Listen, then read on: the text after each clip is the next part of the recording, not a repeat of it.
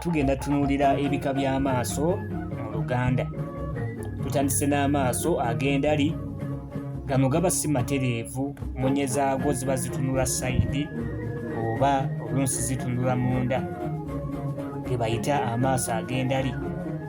Tulina amaaso ag'engege, gano gaba manene nga makanufu era ebiseera ebisinga tegalabisa bulungi muntu.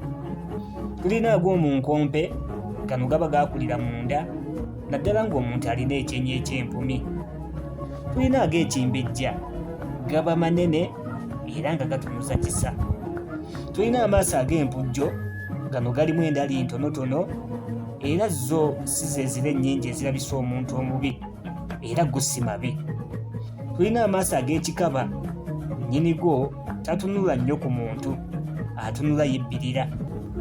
Tulina amaaso ag'obutuli bw'eddiba, buno bubeera buuso butono nnyo ddala. Tulina ag'olwenge, gano gabanga mamyukirivu nnyo era buli lw'otunuulira nnyinigo olowooza nti atamidde, netuyita ag'olwenge.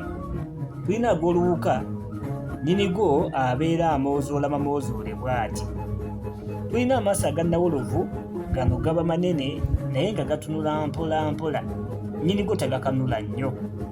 Tulina n'amaaso ag'endege, gano gaba manene nga galabika bulungi ddala era mu kiwanga gaba galigita mu buligisi. Kale weekebere ku ago ge njogedde, g'olinako galiwa? Tuula tusome.